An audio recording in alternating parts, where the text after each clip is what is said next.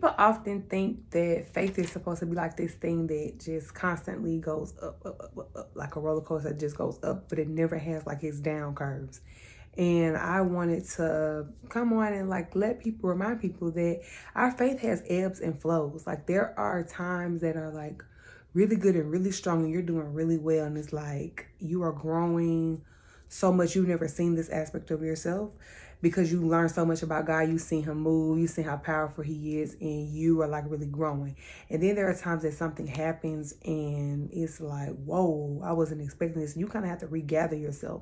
And what I've noticed in myself and sometimes in others is that that time that we have to gather ourselves, we take it as like a down moment. Like, dang, I suck. Like, I did wrong, or I failed, or I'm not as strong as I thought I was, like in my faith, because this thing happened, or I didn't handle it the right way. And the reality is like God allows things to happen so that we can kind of see our heart and we can see like where we really are. But it's okay for things to happen. It's okay to have to take a moment and gather ourselves, because at the end of the day, that helps us to grow in our faith. And that is the thing that we need to remember. Like, it's a constant growth. And sometimes in order to grow, you have to be pruned. So it's just a lot that comes with faith. And I don't want people to think like it's either this linear thing that just is the same. It's supposed to grow, but when it's growing, it's also not just this constant incline. It kind of has some dips.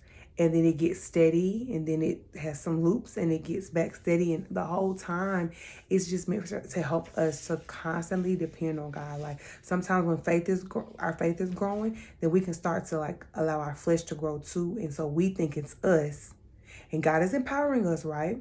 But we think it's us instead of constantly knowing and understanding that it's God and God alone. And that's just a part of our human nature, and we have to kill that flesh. We have to remind ourselves constantly that it's not me. This don't have nothing to do with me. This is God all day long. And, remain in a posture of worship so that we are constantly like before him, because, we can make a move and feel really great about the move. It went great. And then we off on our own. And every time you're going to have to come back to a place where you are dependent on God. And that's really what faith is. It's like knowing that God can do it. It's not about you. And so I want to encourage those who may be down in your faith, like maybe this is a rocky season. If you fell off, get back up.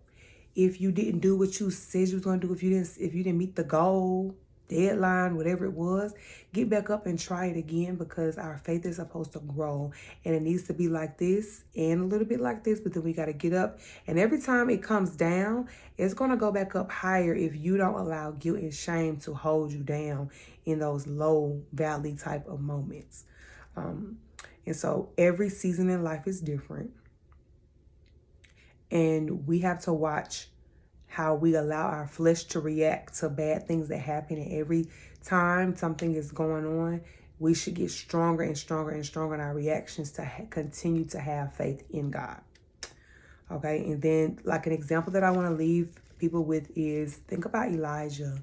If you understand his story in 1 Kings, then you know that he was like a very strong prophet. He knew when God was talking to him. He listened to God. He obeyed God. He knew the strength of God, and he operated on that. But there was a time when his strength was tested. His like faith in God was tested, because he had just got done, and it's in 1 Kings 18, if you want to read 18 and 19. He had just got done with defeating the prophets of Baal. And so that is another god that people worship, a false god. He had just gotten done defeating those prophets. And as soon as King Ahab told Jezebel that what happened with him defeating Baal, or the prophets of Baal rather, like annihilated them, put them to the test. He's like, my God is stronger, annihilated them. The next moment, Jezebel sends a message to him like, by this time tomorrow, you're going to be dead. She's a witch, mind you. So he runs in fear. And he even, as strong of a prophet as he is, he even had to be soothed by God.